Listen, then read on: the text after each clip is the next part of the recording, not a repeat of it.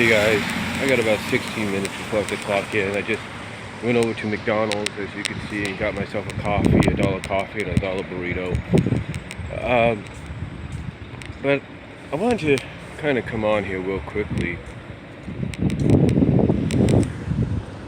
and talk about, well, I already gave my overview and reaction that you saw to Ultimate Deletion, which I think was great. I think it was a great, decent first outing for WWE into this genre, if you will, into this new chapter of professional wrestling, or this new chapter for the company. I mean, I know they've attempted something like this before with the House of Horrors and even the Wild Compound with the New Day. But this was all that combined, if not better. I mean, I know some people are like, yeah, it was great, it could have been done better. But I think RCWR kind of looked at it this way, kind of said it best, they definitely can tweak it. I mean, I even said in my video that they can do better, that the next time they do this, it could be even better. Not just that, and it's not just that either. I think the next time they do it, they got to do it with somebody that's willing to kind of is kind of willing to want to take that ride into insanity, if you will, into weirdness, if you will. So I look at it like it's going to be something around that. Them trying something like that. But like I mentioned in my previous video, my overview and reaction video, the reason they did this, and I think RCWR, if you're watching, I'll probably tweet this to you, I think what you may agree upon is the reason it wasn't as crazy as it could have been, like in Impact Wrestling, isn't because Michael P.S. Hayes was producing. It wasn't just because of that. Because you did have Jeremy Borash in there, you did see that, you did have JB a part of this. You could definitely tell that JB's handprints were all over this, along with Matt and Jeff's. But yeah, you could tell that Michael had a say in this as well. PSA had a say in it. And, I think Michael Hayes kind of gets it. Like, he's more understanding, more accepting of, yeah, this could work. Which is why, he was the one apparently behind the House of Horrors and the Wild Compound situation. So, at least he gets it. He understands it. And that's good. At least you have somebody in WWE that's like, hey, I get why people like this. Even though he may have a controversial past, and some people may feel like, hey, he'll make decisions that are not the best. But there are times that he kind of gets it. And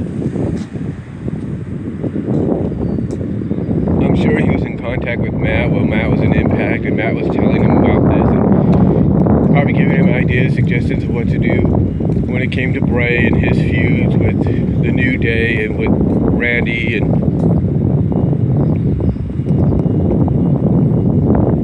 that's funny too. It's funny too. I didn't mention this, but RCWR Lee Sanders brought this up. He said one of the things that kind of was a little bit annoying or wasn't necessary in his opinion was the cutaway scenes.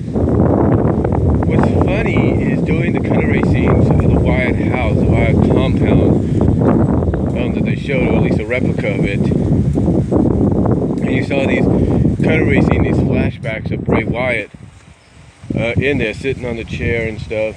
Hold on for a sec. On the chair that he had, the Sister Abigail chair and stuff. What I heard out of that was, I don't know if they forgot to cut this out or they did this purposely to kind of give us an idea of if Bray comes back, as himself, if not more twisted or something.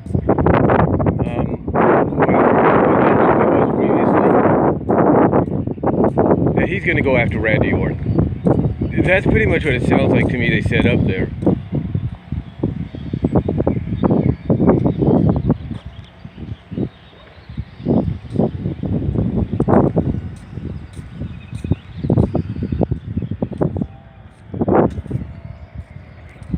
That's pretty much to me what they set up there was Randy would be the next feud for Bray when Bray comes back. Now here's the thing. I'm not. It's like I said in my overview and reaction. They could have done better. It was a great. I mean, I stick by what I say. It was a good and if not great, decent first attempt. And I do agree that they do need to do more of this. And I think the next time they do it, it's going to be a lot better. It's going to be a little bit more crazy at times. But the reason it was treated the way it was, and Lee of RCWR show, I don't know if you. I don't think you pointed this out, but the reason it was done the way it was, and I mentioned this in my overview, my original overview and reaction to Ultimate Deletion. The reason at times it was treated the way it was is because, you had basically the original crew behind the scenes of the Deletion segments in Impact Wrestling. The only addition is you had Michael Hayes. And the reason Michael Hayes was there was to kind of remind the Hardys, remind Matt and Jeff, and even kind of consult with Jeremy that, hey, this is great, I love it, but remember, this isn't Impact Wrestling that you're doing this in anymore, or doing this as a part of anymore. This is WWE. And here, it's publicly traded, and its goal in the past several years is to be family friendly, or at least family oriented. It's like you can get away with certain things and kind of try to push the envelope, but most times this company is family oriented. So I'm guessing that's why PS was there, not just to help produce and kind of give his own take on it, but to kind of remind them that, this is great, and we can get as crazy as we can, but we got to remember, this is WWE now, publicly traded, and it's a company that has been more focused on being a more family-oriented product at times than in the past. I mean, here's the deal. There's no doubt that if they had done something like this in the Ruthless Aggression era, and if the Attitude era, but mostly Ruthless Aggression, there's no doubt in my mind they'd be able to get away with a lot more. But, I think honestly, them doing what they did, in the limitations that they did, I think, again, I agree with a lot of people. I think it was good. I think it was a great first attempt, first great outing, and I would like to see more of it in the future. I do want to see the next one happen, but I think the next time they do something like this, it's got to be with someone that's willing to say, okay, the first one was great, let's try to top that. And I think the best way they could do that is to get someone like, let's say, a Triple H, or someone like a Kevin Owens, or Sami Zayn, or a Miz. Heck, Miz is into stuff like that. Put the Miz in that kind of situation. Roman Reigns, he can still work. There's a hint that could happen, but I think the best logical stance, heck, even Michael Cole, if you want to do a little short segment there because of what his reactions will be, you want to play that into storyline.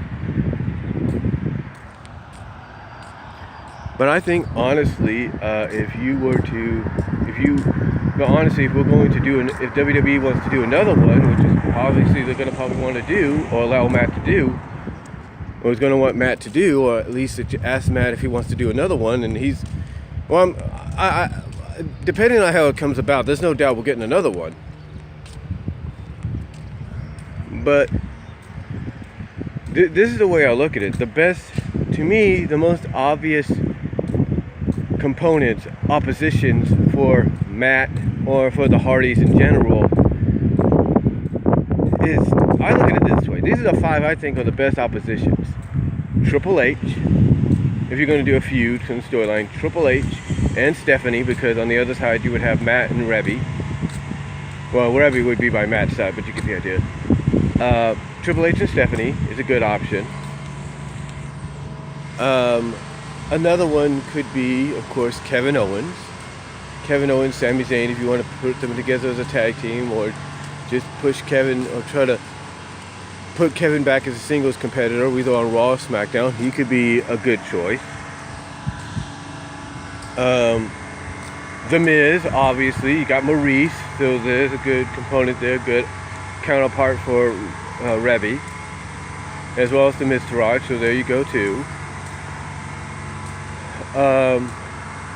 Dolph Ziggler, maybe, if you want to do something with him. You know, heck, you even have Sanity coming up real soon. There you go, right there. Perfect.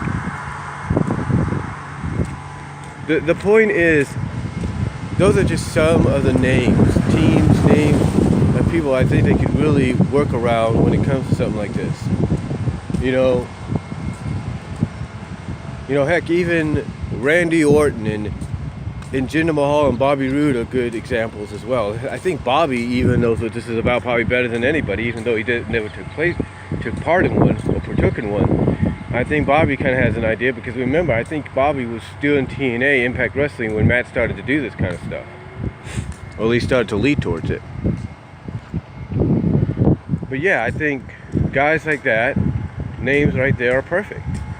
You know, The Bar, if you want to keep Cesaro and Sheamus together as a tag team, perfect right there. Perfect right there. The Bludgeon Brothers, heck, they're similar to Bray Wyatt's character in some way. There you go. I mean, the list just goes on of potential names. And I think, depending on either one of them that they choose to go with next, I think could definitely work in their favor. And whoever they choose to go with, I believe, would be willing to go the distance, really would be willing to go and be a little bit more wacky, a little bit more crazy at times. Of course, within the limits of a PG-13 product, if you will, unless they kind of put a viewer discretion advised, or have Senor Benjamin come out and say, whatever happens is not on WWE, what you're about to see is not on WWE's, is not associated with WWE, but they are allowing it to be seen. So whatever happens is not, WWE will not be responsible. Something like that.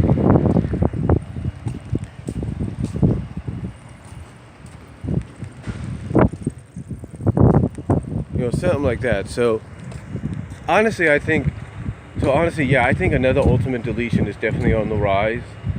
Whatever they're going to call it, whether it's Ultimate Deletion 2 or Deletion something, I think that's on the rise soon.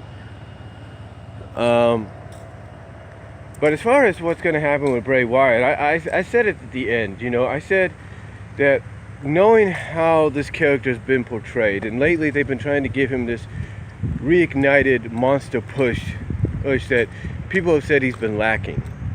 And that, even DELETION has said that he's kind of gone back. It's kind of like they were kind of showcasing Bray as going back to what he should have been, or what he originally was when he first came in. And, that's great and everything. That's terrific.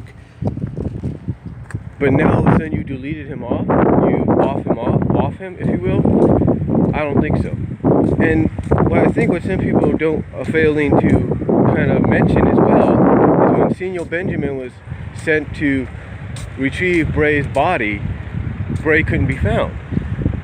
How does that happen? How does someone that falls in the lake of reincarnation not be found? So, in my opinion,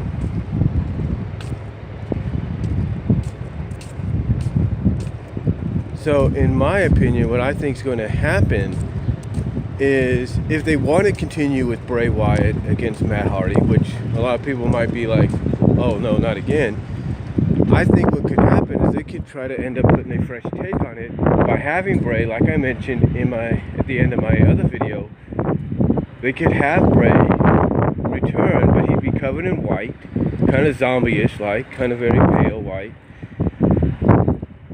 But you could have him speak in different tongues and languages, kind of distort the voice if you want to, and make it sound like that Sister Abigail is now more in control of Bray's actions than Bray.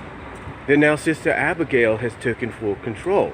That it's still Bray, but that physically it's still Bray, but it's actually Sister Abigail. And that when someone like, let's say, Matt Hardy tries to attack Bray, Bray shows no effect. Like, it doesn't harm him because it's not really Bray. And that would be another unique twist on this feud that some would say just doesn't want to die. It'd be a nice, refreshing take, because now you would have a reasoning for Sister Abigail to show up. You have a reasoning for Bray being possessed by this character. And if you want to get wacky and crazy for another deletion like situation, this presents itself perfectly. So, to me, I think that's what's going to happen with Bray. I could be wrong, but I think if you're going to be pushing this character and giving him that monster push that some people feel he's been lacking, this is the best way to do it.